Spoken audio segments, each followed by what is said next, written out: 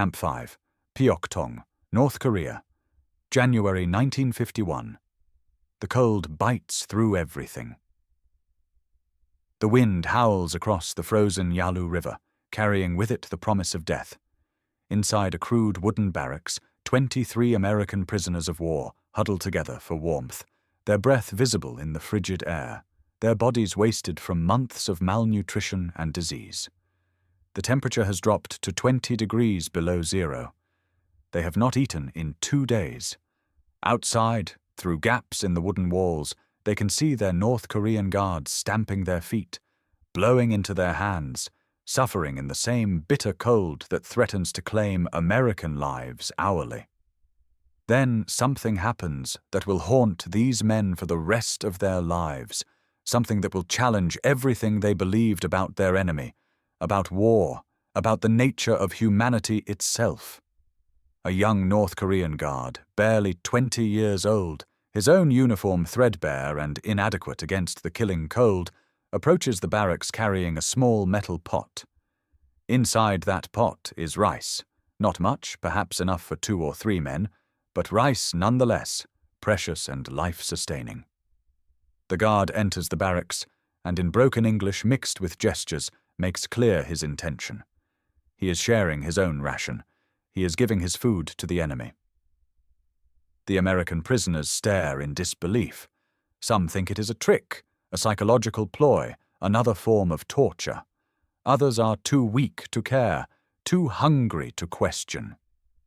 But as the guard carefully portions out small amounts of rice to the most desperately ill prisoners, as he retreats without taking anything for himself, as this scene repeats itself over the following days with other guards joining in this quiet rebellion against orders and ideology, something shifts in the consciousness of these men. They are witnessing an act of compassion that transcends nationality, politics, and the brutal logic of war. This moment, and others like it scattered across the prisoner of war camps of North Korea during the Korean War, represents one of the most profound and least discussed paradoxes of that conflict. It is a story of shared humanity emerging in the darkest circumstances, of individual conscience overriding political indoctrination, of the strange and terrible intimacy between captors and captives who found themselves trapped together in conditions that threatened to destroy them all. The Korean War, which began in June 1950 when North Korean forces crossed the 38th parallel, was the first major armed confrontation of the Cold War era. It was a war fought not just between North and South Korea, but between competing ideologies, communism and capitalism, collectivism and individualism, the Soviet sphere and the American sphere. The propaganda from both sides painted the conflict in stark moral terms. Americans were told they were fighting to defend freedom against communist aggression. North Koreans and their Chinese allies were told they were resisting American imperialism and defending their homeland against foreign invaders. For American servicemen, the enemy was supposed to be inhuman, fanatical, brainwashed by communist ideology into becoming mere instruments of totalitarian will. The training they received before deployment emphasized the otherness of their Asian adversaries, the fundamental differences in values and worldview that made negotiation or understanding impossible. These were not individuals with families, hopes, and fears. They were Reds, commies, ideological automatons who would show no mercy and deserved none in return. The reality that American POWs encountered was far more complex and troubling. When the first waves of American prisoners were captured in the chaotic early months of the war, they expected brutal treatment, torture, perhaps execution. Some experienced exactly that. The Korean War saw numerous atrocities committed by both sides, acts of violence born from fear, hatred, and the dehumanization that warfare inevitably produces. But many prisoners also encountered something unexpected.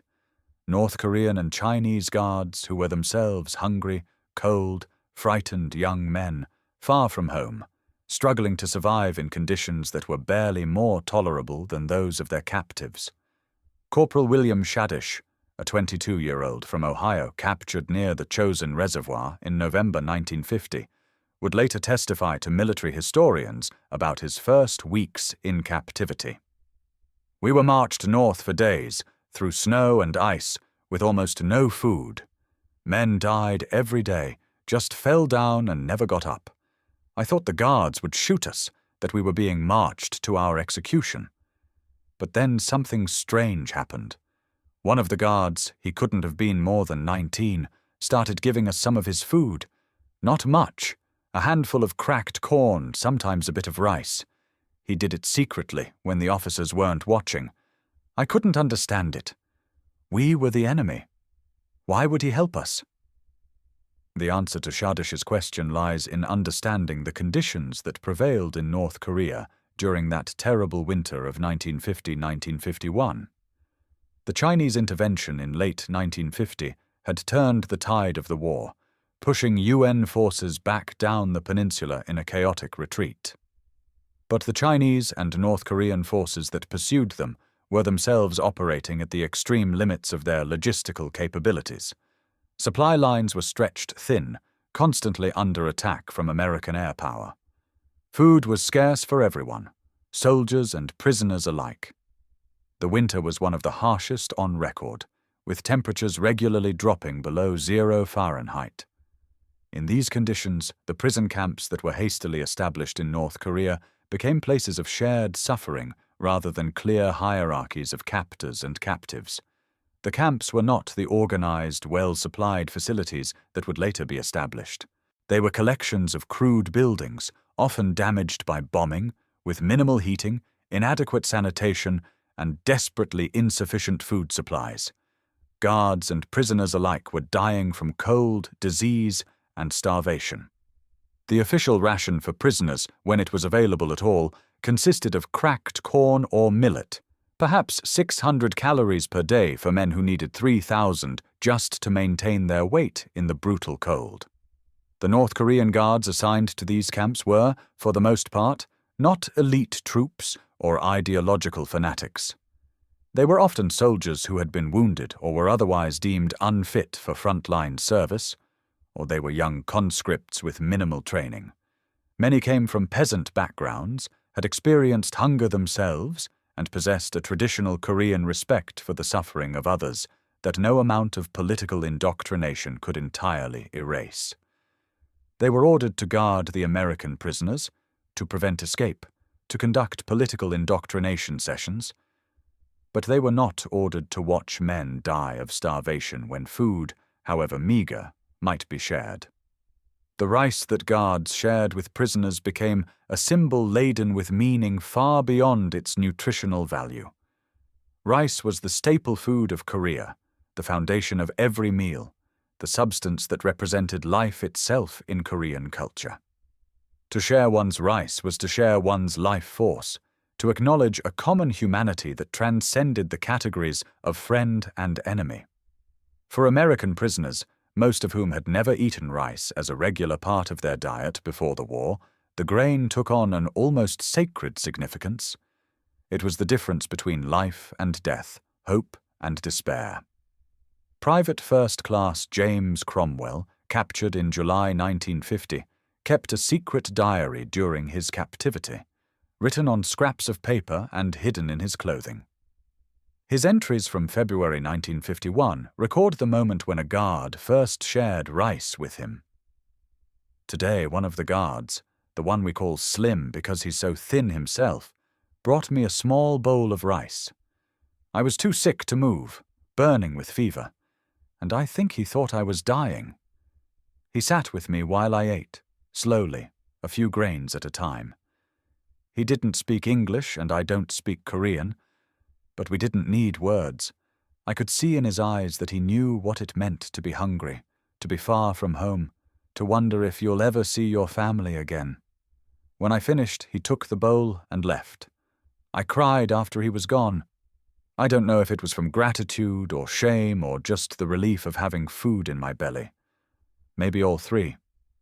These acts of compassion were not universal, and it is important not to romanticize the experience of American POWs in North Korea. The camps were places of terrible suffering. Disease was rampant: dysentery, pneumonia, beriberi, pellagra, and other illnesses born from malnutrition and unsanitary conditions. The death rate among American prisoners during the first winter of captivity was approximately 40% in some camps. Political indoctrination sessions were mandatory and often brutal, with prisoners forced to sit through hours of lectures about American imperialism and the righteousness of the communist cause. Those who resisted too openly were punished with solitary confinement, reduced rations, or physical abuse. But within this larger context of suffering, individual acts of kindness created moments of profound human connection. Guards who shared their food were taking real risks. If discovered by their superiors, they could face punishment themselves, reduced rations, demotion, or worse.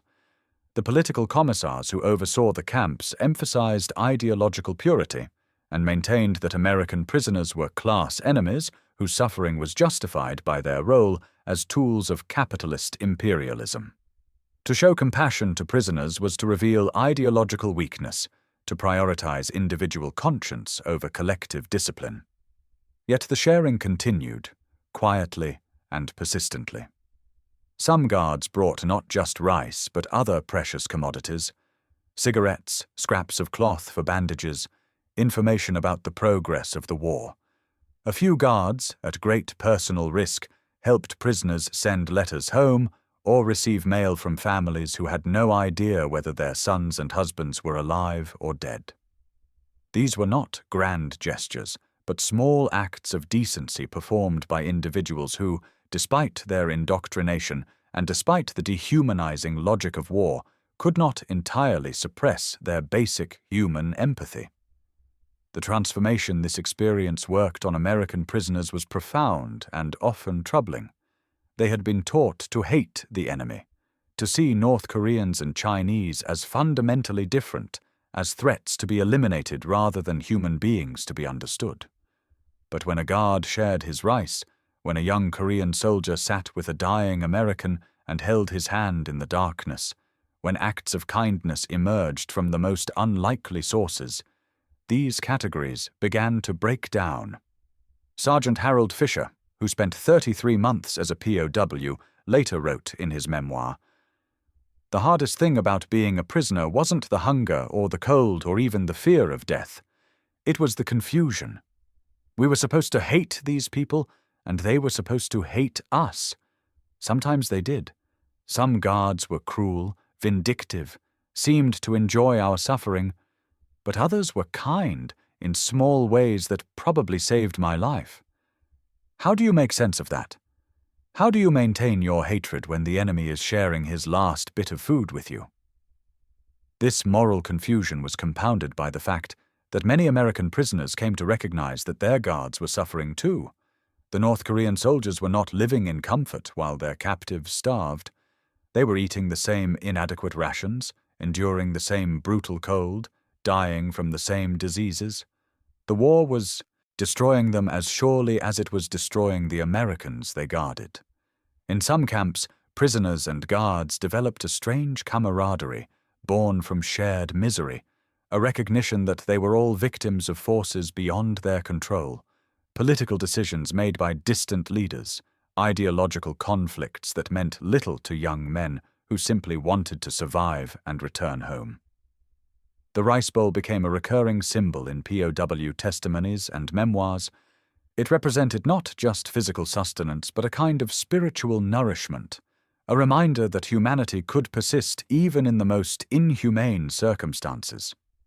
Prisoners who survived often cited specific instances of guards sharing food as turning points in their captivity, moments when they found the will to continue living rather than surrendering to despair. The rice was proof that they had not been entirely forgotten, that someone cared whether they lived or died, that the bonds of human compassion could not be entirely severed by ideology or war. The Chinese guards who began arriving in larger numbers in 1951 brought a different approach to prisoner management. They were generally better trained, more ideologically committed, and more focused on political indoctrination. The Chinese established a more organized system of camps, with better medical care and somewhat improved food supplies, though conditions remained harsh by any standard. But even among the Chinese guards, there were individuals who showed unexpected kindness, who shared cigarettes or extra food, who treated prisoners with a basic human decency that transcended the official narrative of class warfare. Lieutenant Colonel Paul Lyles, the senior American officer in Camp 5, negotiated repeatedly with Chinese and North Korean authorities for better treatment of his men. He later recounted a conversation with a Chinese political officer who explained the official position. He told me that we were not criminals, but victims of our capitalist system, that we had been deceived by our government into fighting an unjust war. He said that if we could be re-educated, if we could understand the truth about American imperialism, we could become allies in the struggle for human liberation. I told him that we were soldiers following orders, that we didn't need re-education but food and medical care. He seemed frustrated by my response, but he also arranged for additional rice rations for the sick. I never knew if that was official policy or his own decision, but it saved lives. The political indoctrination that all American POWs underwent was intensive and often psychologically sophisticated. The Chinese and North Koreans used a combination of lectures, discussion groups, and individual interrogations to try to convert prisoners to the communist perspective. They emphasized American racial inequality, economic exploitation, and imperialist foreign policy. They showed prisoners propaganda films and newspapers highlighting American social problems. They encouraged prisoners to write confessions, acknowledging the injustice of the American cause and the righteousness of the Korean people's resistance. Some prisoners, weakened by hunger and disease, desperate for better treatment, did cooperate with their captors' indoctrination efforts. They wrote statements, participated in propaganda broadcasts, attended study sessions without resistance. These men were later accused of collaboration, and some faced court-martial proceedings after their release. But the reality was more complex than simple betrayal. The line between survival and collaboration was often blurry. Accepting a guard's rice could be seen as accepting communist charity. Attending a political lecture without protest could be interpreted as ideological conversion.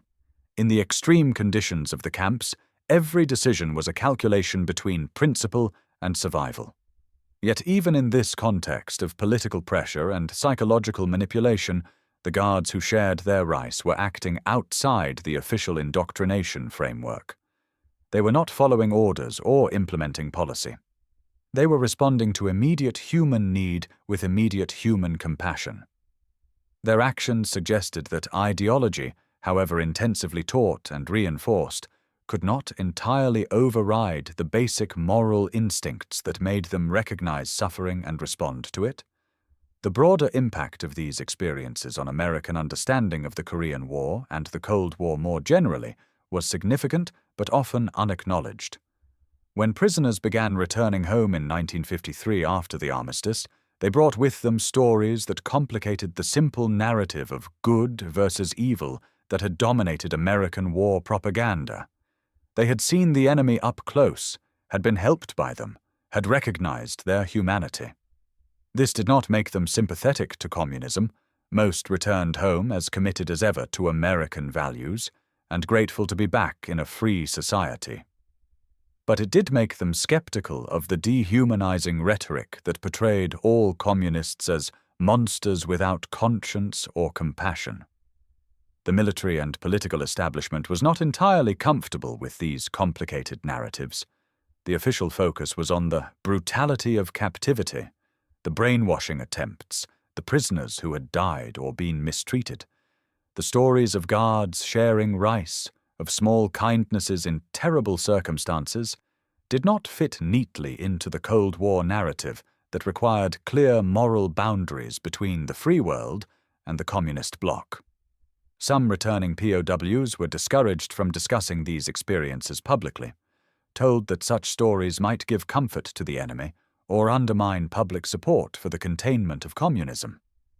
But in private conversations, in veterans groups, In the quiet moments when former prisoners gathered to remember their shared ordeal, these stories circulated and took on meaning. They became part of a counter-narrative about war, a reminder that even in the most polarized conflicts, human beings on both sides retain the capacity for decency and compassion. The guards who shared their rice were not heroes. They were simply people trying to maintain their humanity in circumstances that threatened to destroy it. But their actions mattered profoundly to the men whose lives they saved, and through those men, to our understanding of what war does and does not destroy in the human spirit. Private Richard Bassett, who survived 28 months in captivity, returned home to Iowa and rarely spoke about his experiences for decades.